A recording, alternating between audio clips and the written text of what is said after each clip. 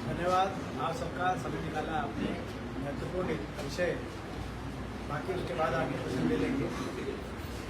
और वो विषय HPSC से संबंधित। आपने देखा कि अभी HPSC ने असिस्टेंट प्रोफेसर के इम्तिहान लिए, जिसमें हिंदी और हिस्ट्री सब्जेक्ट्स को लेकर। हिंदी के इम्तिहान में बहुत से ऐसे परीक्षा केंद्र थे जहां सील टूटी हुई क्वेश्चन पेपर पहुंचे। वो बात मैंने उठाई, और जब वो बात उठाई उसके बाद उस दबाव में आके सरकार ने उस परीक्षा को कैंसिल कराने का निर्णय लिया। लेकिन उसके साथ साथ जो हिस्ट्री का है, हिस्ट्री की परीक्षा को सरकार ने कैंसिल नहीं किया, बल्कि उसमें प्रक्रिया आगे बढ़ाने का प्रक्रिया आगे बढ़ाई गई। लेकिन जो तथ्य सामने आए हैं, उन तथ्यों के आधार पर हमारी मांग है कि ये परीक्षा भी निरस्त की जाए, और केवल निरस्त ही नहीं की जाए, HPSC के चेयरमैन को तुरंत या तो स्वयं इस्तीफा देना चाहिए, उनको बर्खास्त किया जाना चाहिए, और पूरे HPSC पर कानूनी कार्रवाई होनी चाहिए। जो धाराएं लागू हों उन पे। कई तरह के तथ्य सामने आए हैं। पहले मैं इस परीक्षा से जुड़े हुए कुछ तथ्य बताऊं, क्योंकि बहुत सा एक बड़ा प्रतिनिधि मंडल आज मिला हमसे, जिन्होंने सारी बातें रखी। सबसे पहले तो 24 प्रश्न assistant professor college cadre history में 24 प्रश्न हूबहू उसी सीरियल नंबर में छत्तीसगढ़ में जो इम्तिहान हुए थे उनके यूं के यूं कॉपी करके 24 प्रश्न इसमें शामिल कराए गए। 100 में से 24 प्रश्न तो ये हो गए। उसके साथ कुछ प्रश्न उत्तराखंड के, अगली जो सीरीज थी वो उत्तराखंड के जो असिस्टेंट प्रोफेसर के इम्तिहान में जो क्वेश्चन किए गए थे हूबहू वो क्वेश्चन आ गए। और ये भी संदेह है कि कई ऐसे कोचिंग सेंटर थे जिन्होंने विशेष तौर पे इन क्वेश्चन पेपर का अपनी कोचिंग के समय जिक्र किया था। तो एक बहुत बड़ा माफिया जो HPSC के से जुड़े हुए लोग और कई कोचिंग सेंटर भी, कईयों की भूमिका इसमें संदेह के घेरे में आ रही है। तो ये हमारे प्रदेश के नौजवान को इस बात की शंकाएं हैं, और इन शंकाओं को लेकर इसके साथ साथ इस इम्तिहान में भी बहुत से एग्जामिनेशन सेंटर्स में जो क्वेश्चन पेपर आए उनकी सील टूटी हुई थी, इसमें भी टूटी हुई थी। जैसे हिंदी में टूटी हुई थी, इसमें भी टूटी हुई थी। तो ये प्रश्न थे। इन प्रश्नों को लेकर जब लोग HPSC चेयरमैन के पास पहुंचे तो आप अंदाजा लगा सकते हैं HPSC चेयरमैन के अहंकार का, कि उन्होंने कहा कि हरियाणा के बच्चे तो सनकी होते हैं, उनका दिमाग खराब होता है। जो HPSC चेयरमैन हरियाणा के इतिहास में पहला एक HPSC चेयरमैन है जो हरियाणा के बाहर से लगाया गया है, और किसी देश में, दूसरे प्रदेश में ऐसा नहीं है। और इनके कार्यकाल में और भाजपा की मौजूदा सरकार के 11 साल के कार्यकाल में 75-80% HPSC के माध्यम से लगने वाले क्लास 1 क्लास 2 के बच्चे बाहर के प्रदेशों के लगे। कहां से क्या ये माफिया चल रहा, आप अंदाजा लगाएं। वो अब कह रहे हैं कि हरियाणा के बच्चों के दिमाग खराब होते हैं, सनकी होते हैं हरियाणा के बच्चे।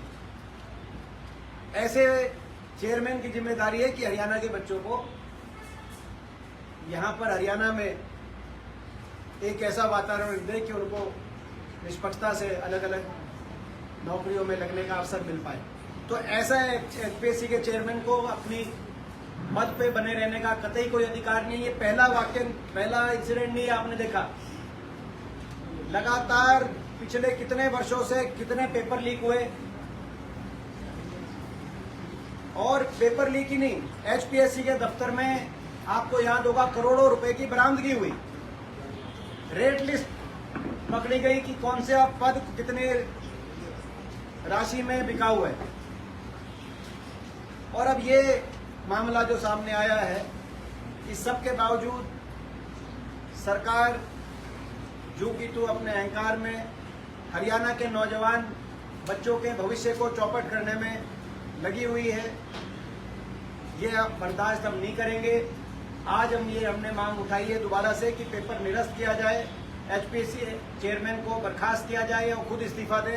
एचपीएससी पे कानूनी कार्रवाई हो, अगर सरकार नहीं करती जो ये हमने मांगे उठाई हैं, इन पे कोई कदम नहीं उठाती तो आगे की हमारी क्या रणनीति होगी, क्या लड़ाई लड़नी पड़ेगी, हम वो लड़ाई लड़ने का काम करेंगे। पहला तो ये, बाकी आपका कोई विषय हो तो आप पूछ सकते हैं। इस पे हमारे इस वाले विषय पे जटिलता जी भी कुछ कहेंगे। सर 11 साल पूरे हुए हैं मोदी सरकार के और उसमें तमाम बातें अपनी गिनाई, बीजेपी के अध्यक्ष सामने आए। किसानों को लेके एक बाकायदा जो है खुद प्रधानमंत्री ने भी ट्वीट किया कि हम अलग अलग योजनाएं लेकर आए किसानों के लिए और एक खुशहाल जो है देश या खुशहाल माहौल किसानों को दिया इस 11 सालों के अंदर। तो उस पर आपकी क्या प्रतिक्रिया? देखिए, आज 11 साल की सरकार की कार्यशैली का आज ही एक ताजा उदाहरण हम आपको देंगे। जो डीजीसीए है, डायरेक्टर जनरल सिविल एविएशन, उन्होंने हिसार एयरपोर्ट पे, कल आपने देखा होगा कि कल हिसार एयरपोर्ट का 8वीं बार उद्घाटन किया गया, 8वीं बार। और आज डीजीसीए ने कहा कि भैया बहुत हो गया। भारत सरकार ने कहा, यानी कि हरियाणा सरकार को, कि देश में ऐसा कहीं नहीं होता जैसा आप यहाँ पे कर रहे हैं, बार बार जाके उसी एयरपोर्ट का उद्घाटन कर रहे हैं 8वीं बार। और अगर आप ये बाज नहीं आए तो यहाँ के एयरपोर्ट का लाइसेंस कैंसिल कर देंगे। ये भारत सरकार को कहना पड़ा। कल नायब सिंह सैनी जी जाके उद्घाटन कर रहे थे। और मैं ये बता दूं आपको, सब ये भी जानते हैं कि ये एयरपोर्ट भी, जैसे हरियाणा बाकी विकास के प्रोजेक्ट हैं, ये एयरपोर्ट भी 2013 में पूर्ववर्ती कांग्रेस पार्टी की हुड्डा सरकार के प्रस्ताव देने के बाद 2013 में यूपीए सरकार की कैबिनेट द्वारा इस एयरपोर्ट की मंजूरी मिली और मंजूरी के लिए अनेक बैठकें की गई। उस समय के पूर्ववर्ती मुख्यमंत्री चौधरी भूपेंद्र सिंह हुड्डा जी और तब उस समय के जो नागरिक उड्डयन मंत्री थे अजीत सिंह जी, उनके बीच में 4 या 5 बैठक हुई, जिसकी पूरी जानकारी जयप्रकाश जी ने भी एक अपने, वो भी इस बारे में सारी बताएंगे, उन्होंने अपने प्रेस कॉन्फ्रेंस में सारी वो बैठकें भी दिखाई थी, तब जाके एयरपोर्ट मंजूर हुआ था। भाजपा वालों का तो ये योगदान है, ये बनना था 3 साल में, बना 12 साल में। और 12 साल में बनने के बाद इन्होंने 8 बार उद्घाटन कर दिया पिछले कुछ महीनों में। 11 साल की अपनी 11 साल पूरे होने पर, और कोई हरियाणा में क्योंकि प्रोजेक्ट है नहीं इनके समय का जो इन्होंने मंजूर करा के पूरा कराया हो, उसका दोबारा से कर दिया और भारत सरकार उस पर नाराज हो गई। ये स्थिति, मैं कहता हूं इनका डीजीसीए ने ठीक चिट्ठी लिखी है। इनका जो उद्घाटन, हमारी भी मांग है आज हिसार एयरपोर्ट का 8 बार के बाद अब और उद्घाटन ना किया जाए, मगर हिसार एयरपोर्ट का विस्तार किया जाए, जो हमने मंजूर कराया था 2013 में। पूरा बड़ा एयरपोर्ट, इंटरनेशनल एयरपोर्ट हरियाणा के अंदर कोई नहीं है, उस लेवल तक इसको पहुंचाया जाए। आदरणीय जयप्रकाश जी इस पे और ज्यादा साझा करेंगे। जेपी सर, आपने कहा था कि ये एयरपोर्ट तो है ही नहीं, ये एयर स्ट्रिप है और टेक्निकली भी आप लगातार जब एयरपोर्ट का इनॉग्रेशन करने कुछ पीएम जाने वाले तो उसके पहले भी आपने यही बात कही थी। मैं आज भी यही कह रहा हूँ, इन लोगों ने बड़ा धोखा किया है हरियाणा की जनता के साथ। जब भूपेंद्र सिंह हुड्डा चीफ मिनिस्टर थे, मैंने चिट्ठी भी दिखाई थी उनके और उस वक्त सिविल एविएशन मिनिस्टर जो अजीत सिंह के हस्ताक्षर है, उसमें मेंबर प्लानिंग की चिट्ठी है, यहाँ के हमारे सिविल एविएशन सेक्रेटरी और देश के सिविल एविएशन सेक्रेटरी की चिट्ठी है। 300 एकड़ में डोमेस्टिक एयरपोर्ट मंजूर कराया था, डोमेस्टिक एयरपोर्ट, और इन्होंने 7,300 एकड़ जमीन दे करके एरोड्रम बना दिया। अब ये कहते हैं 11 साल की उपलब्धि। मैं 2 ही बात पूछना चाहता हूं भाजपा से। 11 साल में जो 2014 में सरकार बनी, और किसान की जो चर्चा आई, आजादी के बाद यदि सबसे ज्यादा किसानों ने किसानी और खेती को बचाने के लिए शहादत देनी पड़ी, ये बड़ी उपलब्धि एनटी के किसानों ने देनी पड़ी। 730 किसान शहीद हुए, अपने राजनीतिक विरोधियों को प्रताड़ित किया। तो 2 करोड़ बच्चों को रोजगार देने की बात कर रहे थे, अब हमारे एमपी साहब दीपेंद्र सिंह जी जो बात उठा रहे थे, या आप पार्लियामेंट में भी उठाते बहुत बार रोजगार के मामले को लेकर, तो उन्होंने ठीक कहा 2 करोड़ प्रति वर्ष देनी थी। वो क्या इसमें 11 साल में शामिल नहीं? काला धन विदेशों से लेना था, वो इसमें शामिल नहीं। तो बहुत सी ऐसी चीजें थी। मैं तो ये कह सकता हूं कि 2005 से लेकर के 14 तक यूपी के काम और इनके काम की तुलना कर लो। हरियाणा में हुड्डा सरकार के और मनोहर और ये बाड़ा का तो नाम ही नहीं लेते बेचारे का, एक और जुल्म है। 5-6 दिन से मोदी सरकार कहती है, हरियाणा में भी सैनी सरकार नहीं कहते, क्योंकि घोटालों से भरी हुई हरियाणा सरकार है। और एमपी साहब तो भाई बोल के सहज सहज। और मैं कहना चाहता हूं, मैंने बच्चों पे बड़ा तरस है, छोटी छोटी बच्चियां खड़ी, इनका भविष्य अंधकार में कर दिया। एचपीएससी के चेयरमैन और सेक्रेटरी जिनकी जिम्मेवारी है पेपरों की रखवाली करना, पेपरों को सेटर को समझाना जो सेट करता है, अगर उसमें उन्होंने कोताही बरती, उनके खिलाफ आपराधिक मामला दर्ज होना चाहिए और उनको जेल के शिक्षकों के पीछे खड़ा होना चाहिए। नहीं, जिस तरह व्यापक घोटाला मध्य प्रदेश में हुआ था, यहाँ भी वो शुरू हो गया। सर, एक राजनीतिक सैनी ने ये कहा है कि कांग्रेस के अंदर एक नहीं सभी लग रहे हो। देखिए, जहाँ तक आपने जो 11 साल की बात करी, एक और बात उसमें देखनी चाहिए। बाकी तो क्या कहते हैं, उनका तो टाइम पास है, तो आप देखते ही हो क्या कहते हैं उनका रोज। लेकिन इन 11 साल में केंद्र सरकार से हरियाणा को क्या मिला? केंद्र सरकार से हरियाणा को क्या कोई बड़ी परियोजना मिली? नहीं मिली, ये देखना चाहिए। तो मैं समझता हूँ हरियाणा के लिए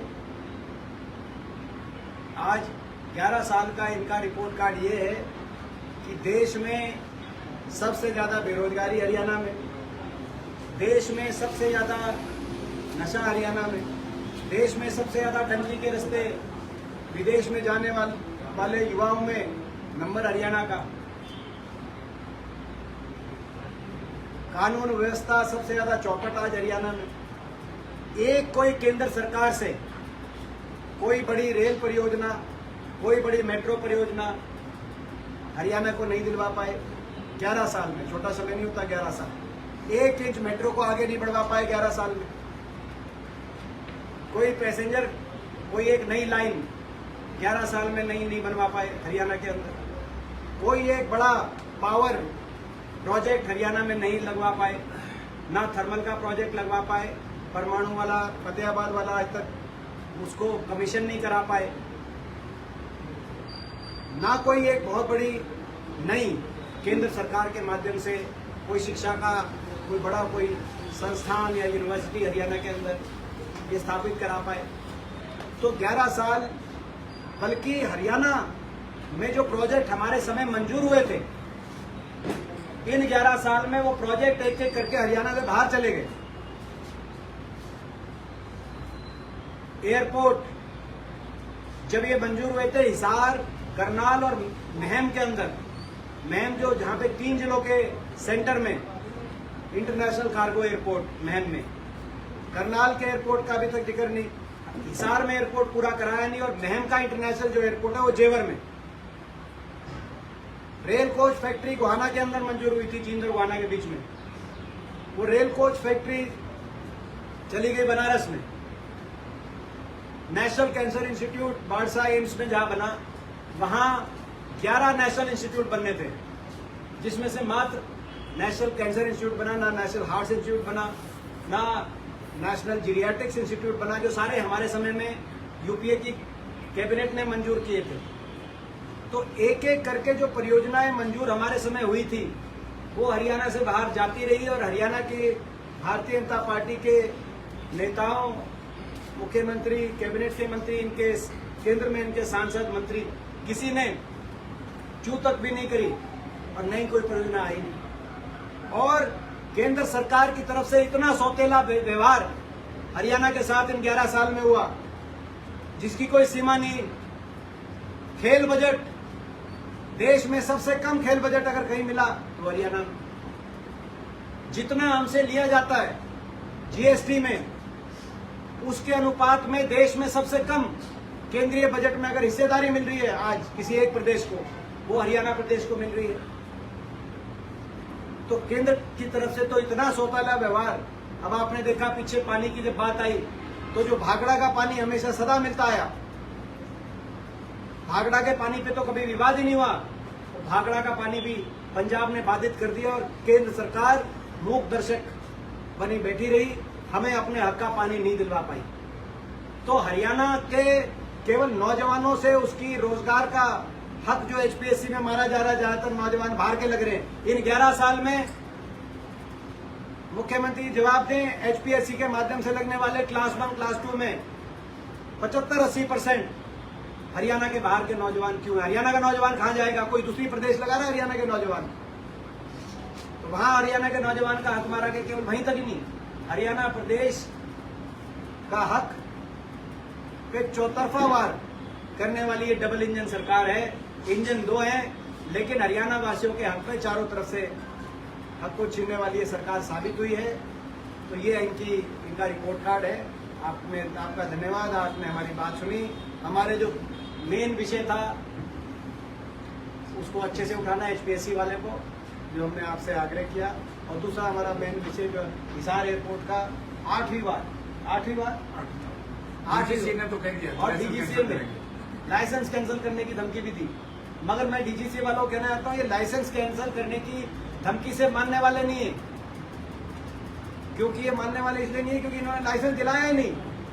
लाइसेंस यूपीए के समय, यूपीए सरकार के समय, हुड्डा सरकार के समय मिला था। तो लाइसेंस कैंसिल करने की धमकी नहीं, इनके वहां बड़े बड़े पोस्टर लिखने चाहिए कि बीजेपी द्वारा और उद्घाटन करना इस पे प्रतिबंध है हिसार एयरपोर्ट के पास, तब जाके ये मानेंगे शायद। तो हमारा आपका धन्यवाद। Thank you.